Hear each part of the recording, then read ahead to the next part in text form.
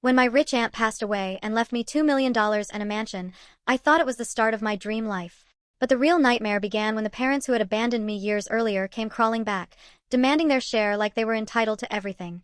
Growing up in a small Oregon town, I was raised by my Aunt Margaret after my parents, Lisa and Robert, decided I was too much of a burden.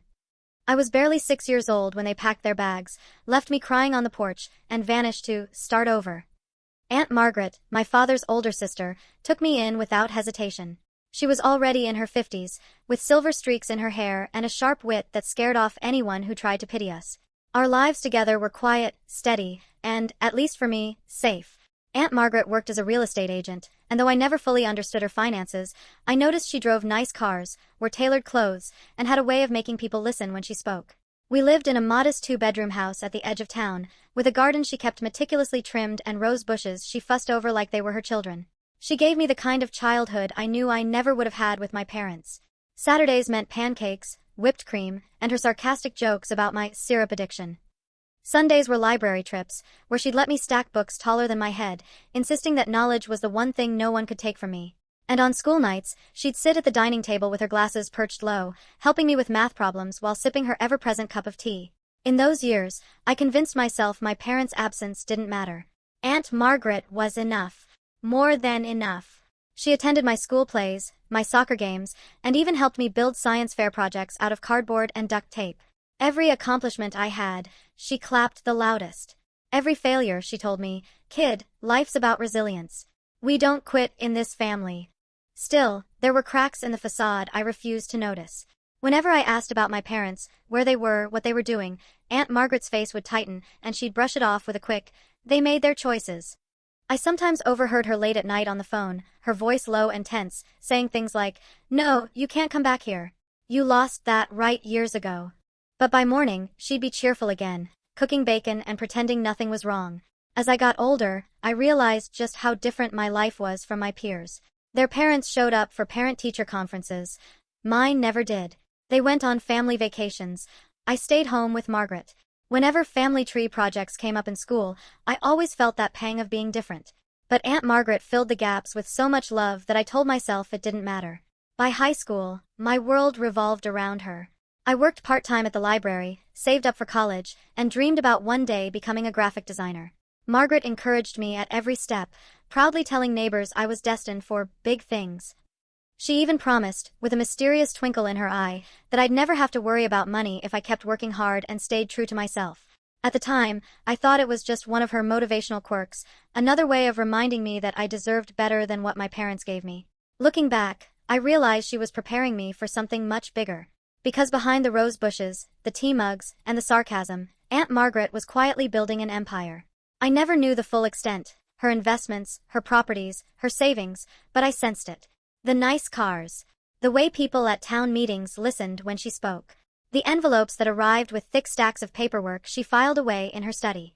But to me, she wasn't a wealthy woman or a real estate mogul. She was just Aunt Margaret, the woman who bandaged my scraped knees, teased me when I got my first crush, and believed in me when no one else did. Life with her felt unshakably stable. False stability, as I'd later learn. Because beneath that safety net, a storm was brewing. And the moment Aunt Margaret passed away, that storm broke wide open, pulling me straight into the center of a battle I never wanted, but one I had no choice but to fight. The first real crack in my world came the day after Aunt Margaret's funeral. The service itself had been small but beautiful, roses everywhere, just like she would have wanted. Neighbors, old colleagues, a few of her closest friends. I delivered a trembling eulogy about how she had been both my aunt and my mother, how she taught me resilience and love when no one else would. There were tears, hugs, and whispered condolences. But the faces I didn't expect to see were standing stiffly at the back of the church. My parents. Lisa and Robert. I hadn't seen them in nearly 15 years. They looked older, of course, but not worn down the way I imagined they would. Dad had the same calculating eyes, and Mom still carried herself like she thought the world owed her something. For a moment, my stomach twisted with confusion. Were they here out of guilt? Out of respect for Margaret? Or was this about something else entirely? I got my answer the next afternoon. I was back at Margaret's house. My house now, though I hadn't wrapped my head around it yet, when the doorbell rang. I opened it to find them standing there like ghosts from my past. Mom's lips curved into a smile that didn't reach her eyes. Dad looked me over like he was inspecting merchandise. Daniel, Mom said smoothly. It's been too long. I froze, gripping the doorframe. What are you doing here? Can't we visit our son after all these years? Dad asked, feigning innocence. You left me, I snapped before I could stop myself. The words came out sharper than I intended, but I didn't regret them. Dad cleared his throat and shifted uncomfortably. We made mistakes. But we're here now. And we heard about Margaret's passing. We just want to make sure you're okay. Their timing felt too perfect, too rehearsed. I didn't buy it for a second. Still, I let them in. Maybe it was habit, maybe it was politeness drilled into me by Margaret, or maybe it was a part of me still desperate for their approval. They walked through the foyer like they owned the place, glancing at the chandeliers, the antique furniture, the grand staircase. Margaret did well for herself, Mom murmured, her eyes sweeping across the living room. This place must be worth a fortune. I felt my stomach sink. They weren't here for me. They were here for this. I tried to shake it off, telling myself I was being paranoid. But the warning signs kept piling up. That evening, they stayed for dinner. Leftovers I reheated from the fridge. They asked superficial questions about my job, my plans, my hobbies. But every conversation circled back to money. So, what did Margaret leave behind? Dad asked casually, stabbing at his food. Are you the sole heir? Mom added, too quickly. I mean, she didn't have kids of her own. I clenched my fork, heat rising in my chest. That's none of your business. Mom's smile faltered, replaced by something colder. Dad exchanged a glance with her, a silent conversation passing between them. The next day, letters started arriving, official envelopes stamped with legal insignias. At first, I thought they were just part of the estate process. But when I opened one and saw a petition with my parents' names attached, my hands trembled. They were contesting the will. Their claim, that Margaret had been unduly influenced by me, a dependent who had manipulated her into leaving everything in my name. They demanded their share as her rightful heirs. I sat at the kitchen table, staring at the papers, my head spinning. How could they twist the truth like this? They had abandoned me. Margaret had raised me. And now they wanted to swoop back in and rip away the one thing she had given me to secure my future? That night, I couldn't sleep. Every creak of the old mansion felt like a reminder that I was suddenly a target. I replayed their visit in my head, the fake smiles, the probing questions, the way they looked around the house like vultures circling prey. It wasn't paranoia anymore. It was reality. The first warning bell had sounded loud and clear. My parents weren't back to reconcile or make amends. They were back for blood and money. And I had no idea how far they would go to get it. The weeks following that first court notice were a blur of tension and paranoia. My parents hadn't just filed paperwork, they had declared war. And I, still grieving Margaret, still trying to figure out how to live in this cavernous mansion, found myself drowning in a storm I wasn't prepared for. It started subtly. A car idling too long outside the gate. Strangers calling the house phone asking for Daniel, the heir. Neighbors I barely knew suddenly dropping by with fake sympathy, probing for details. My world shrank. Then came the isolation. Friends I had known from school, people who had been at my graduation, who had eaten pancakes at Margaret's table, suddenly treated me differently. Word spread fast in our town. Daniel's rich now. 2 million and a mansion. Some reached out with hands outstretched, asking for loans or investments. When I declined, they grew cold. Others avoided me entirely, whispering behind my back that I was arrogant, that money had changed me. But the worst part was how my parents tightened their grip on me. They started showing up uninvited, sometimes together, sometimes separately, always with that mix of fake concern and veiled threats. One morning, I woke up to find Mom in the kitchen, calmly making coffee like she lived there. How did you get in? I demanded, still half asleep. She smiled sweetly. Oh, you must have left the door unlocked. I hadn't. She sat me down at the table, her voice soft but insistent. Daniel, this house, it's too much for you. All this money, too. You're young. You need guidance. Let us help. We can manage it, make sure it grows. You don't want to throw it all away, do you? Her words sounded like an offer, but her tone was a command. When I refused, her face darkened. Don't be ungrateful. Everything Margaret had was family money. You think you earned this? Another time, Dad cornered me in the driveway. His smile was tight, his eyes unblinking. Listen, son. The lawyers will tear you apart. Why don't you save yourself the humiliation? Sign half of it over to us now, and we'll drop the case. I remember staring at him, stunned. You left me. You gave up your rights the day you abandoned me. For a moment, his mask cracked. You think the court will care about that? Paperwork is stronger than memories. And we've got both. He walked away then, leaving me shaking so hard I could barely get my keys in the lock. I tried leaning on people I trusted. I called Claire, my closest friend since high school, but she sounded hesitant. Daniel, I don't know if I can get involved in this, she admitted. It sounds messy. I don't want my parents dragged into gossip. Even Jordan, my coworker at the library who once swore we were ride or die, distanced himself after I refused to invest in his cousin's startup. The mansion, once filled with Margaret's warmth, became a prison. At night, the silence pressed in on me. I stopped answering the phone, stopped opening the door. The only people who seemed eager to see me were lawyers demanding meetings and my parents circling like sharks. Worse, I began to doubt myself. Their voices, always so insistent, started seeping into my thoughts. Was I really equipped to handle $2 million and a mansion? I was only 24. Maybe they were right. I was too young, too inexperienced. Margaret had believed in me, but what if she was wrong? I'd sit in her old study, staring at her neatly stacked files, the photos of us smiling on vacations, the letters she left me in case of emergencies. I wanted to feel her presence guiding me, but all I felt was the weight of expectations and the sting of betrayal. The pressure grew unbearable when the court sent me a summons for the first hearing. The petition from my parents was brutal, painting me as a manipulative, selfish child who had preyed on a vulnerable old woman. Reading their words made me physically sick. My own parents had described me as a parasite, unworthy of love, let alone inheritance. And they weren't just attacking me in court. Rumors spread that I'd forged the will, that I'd tricked Margaret into signing papers while she was confused. Neighbors whispered, co-workers stared, even the cashier at the grocery store looked at me differently. It felt like the whole town was siding with them. One evening, after a particularly brutal day of depositions, I sat on the mansion staircase with my head in my hands, the silence deafening. That was when I realized I wasn't just grieving anymore. I was alone. Truly, terrifyingly alone. And unless I found a way to fight back, they would strip away not just Margaret's legacy, but everything I had left of her. The breaking point came one rainy Thursday evening, when I was sorting through Aunt Margaret's study. I had been spending more and more time in there, partly because it smelled faintly of her lavender perfume, partly because it was the only place in the mansion where I felt connected to her. Stacks of manila folders covered the shelves, each neatly labeled in her tidy handwriting. Most contained property records, client contracts, tax returns, ordinary things that reminded me how organized she had been.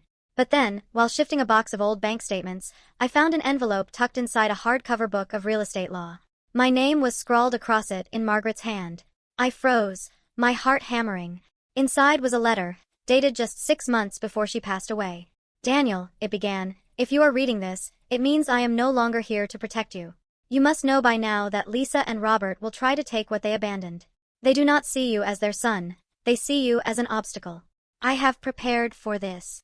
The letter went on to explain that Margaret had meticulously documented every financial contribution she had made to my upbringing. There were receipts for my school tuition, medical bills, even grocery lists, proof that she alone had raised and supported me. More shocking, though, was the mention of a safe deposit box downtown, containing evidence they would not want revealed. I barely slept that night. The next morning, I went straight to the bank. My hands trembled as the clerk handed me a small box. Inside, alongside a few family heirlooms, were several flash drives and a stack of notarized documents. The documents detailed years of shady dealings by my parents, unpaid debts, foreclosure notices, even a record of Dad being investigated for insurance fraud. But the flash drives were worse. They contained email exchanges between my parents and Margaret herself, emails where they had demanded money from her, threatened to take Daniel back if she didn't comply, even hinted at selling family property illegally. I sat in the bank's sterile cubicle, my laptop open, scrolling through their words. My parents hadn't just abandoned me, they had tried to use me as leverage. Margaret had fought them off time and again, shielding me without ever letting me know. For a long time, I couldn't move. The betrayal felt like a knife twisting deeper than before. I thought I had already accepted what they were, but reading their threats in black and white shattered any illusions I had left. Still, along with the devastation came clarity. Margaret hadn't just left me her fortune and her mansion, she had left me a wee *P*N evidence. Proof that my parents were liars, manipulators, and criminals. That night, I called Claire, the only person who hadn't completely abandoned me, though even she had been keeping her distance. I told her everything. There was a long silence on the line. Then she whispered, "Daniel, you have to use this. They can't be allowed to get away with it." Her support steadied me. For the first time since Margaret's death, I felt like maybe I wasn't fighting alone. But as if the universe wanted to test me, things escalated. 2 days later, I came home to find my front door ajar. My heart pounded as I stepped inside, calling out, but no one answered. At first glance, nothing seemed missing.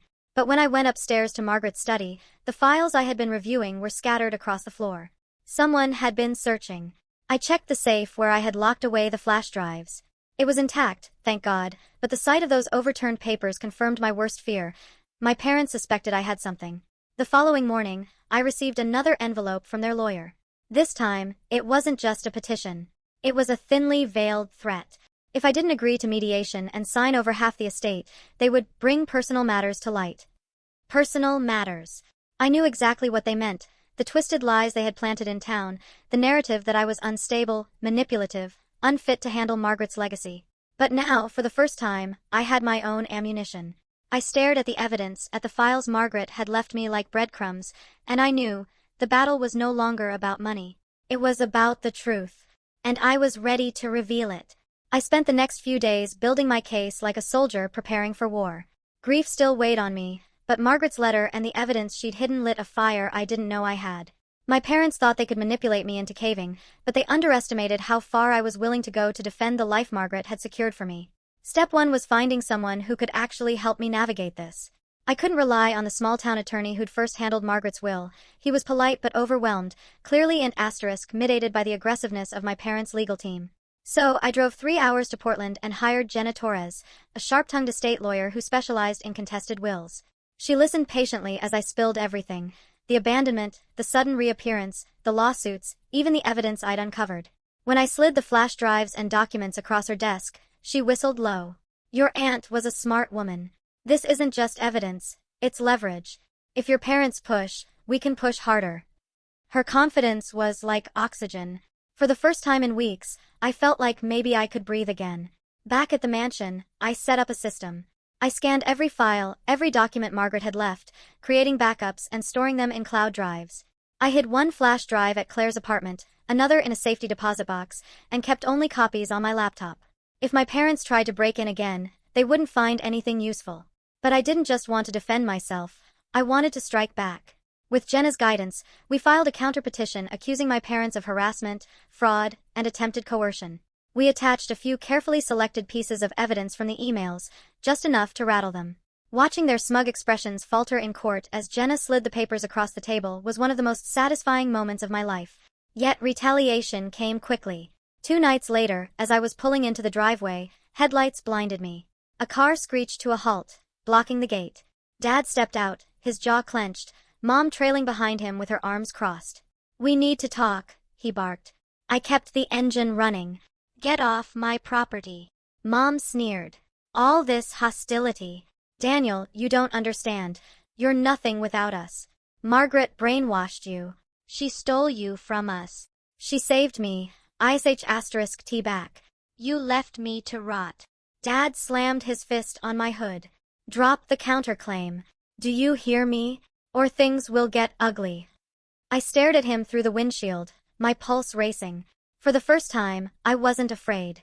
"They already are," I said, then reversed hard, tires screeching, until they stumbled back. I drove off into the night, hands shaking but heart steady. The next morning, Claire called me in a panic. "Your parents showed up at my place," she whispered. "They were asking about files. About flash drives. Daniel, they know you're building a case." Guilt twisted in my gut. I had dragged her into this without meaning to. But her warning confirmed what I already knew. My parents weren't just fighting me in court, they were trying to **mid-8 me outside of it too. That week, Jenna and I prepared for the upcoming hearing. She advised me to stay calm, to let the evidence speak for itself. But at night, I couldn't stop replaying my father's threat, my mother's sneer. And then came the turning point. During a pre-hearing deposition, Jenna cornered my parents with a printed email from the flash drive. one where they explicitly threatened Margaret, saying they'd take Daniel back and ruin his life if she didn't wire the money. My mother's face drained of color, and my father exploded, pounding the table and shouting that it was taken out of context. The court reporter's raised eyebrow said it all. For the first time, I saw fear in their eyes. That night, alone in the mansion, I whispered aloud, "I'm not your victim anymore." It was true. The balance had shifted. They weren't the hunters anymore. I was. And the final battle was coming. The final showdown arrived on a gray Monday morning in late spring. Rain drizzled over Portland, streaking the courthouse windows as though the sky itself wanted to wash the place clean. I stood in the marble hallway outside the courtroom, heart pounding, clutching the binder Jenna had prepared for me. Inside were all the pieces of Margaret's legacy, the proof she had left behind, the emails, the receipts, the notarized documents. It felt less like paperwork and more like a sword. Jenna gave me a firm look. "You're ready, Daniel. They think they can rattle you. Don't let them. The evidence will do the talking." I nodded, swallowing hard, and pushed open the courtroom doors. My parents were already inside. Mom wore a navy dress, her hair styled meticulously, her expression carved into a mask of maternal sorrow. Dad sat stiffly beside her in a suit that probably cost more than my entire college tuition, his lips pressed into a thin line. When their eyes met mine, I saw nothing but contempt. The judge, a stern woman named Judge Harris, called the session to order. My parents' lawyer started with a dramatic opening statement, painting them as loving parents who had been unfairly cut out of their sister's will. He described me as an inexperienced young man, manipulated into inheriting wealth that should have rightfully been shared among the family.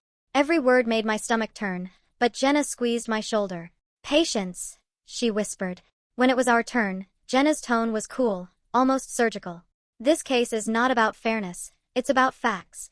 And the facts prove beyond any doubt that Daniel's parents abandoned him for over a decade, only returning when they discovered his inheritance." Then she opened the binder. Page after page, she laid it out. School receipts Margaret had paid, medical bills with her signature, bank transfers proving she alone had supported me. Each document chipped away at the flimsy narrative my parents had built. The judge's eyebrows rose higher with every piece. But the real blow came when Jenna slid a printed email across the table. It was the one I had dreaded reading most, the one where my parents had written to Margaret, "If you don't give us what we want, we'll take Daniel back. We'll ruin his life until he has nothing left." The courtroom fell silent. My mother's face went white, her hands trembling. My father shifted uncomfortably, sweat gathering at his hairline. Judge Harris adjusted her glasses, reading the words slowly, then looked up at them. "Is this your email?" Dad muttered something about being misinterpreted. Mom tried to interject, but Jenna cut her off smoothly. "The metadata confirms it came from their account. We also have multiple follow-up messages in the same thread." Their lawyer stammered, flipping through his notes. The once confident performance dissolved into sputtering excuses. And then came the moment I'll never forget. The judge leaned forward, her voice sharp. "You abandoned your child, threatened your own sister, and now attempt to profit from her death. This court will not allow it." I exhaled for what felt like the first time in months. The ruling was swift. My parents' petition was dismissed with prejudice, meaning they couldn't refile. Instead, the court referred the evidence to the district attorney for possible charges of fraud and attempted extortion. My parents sat frozen as the words sank in, their empire of lies collapsing in front of them. For once, the power wasn't in their hands.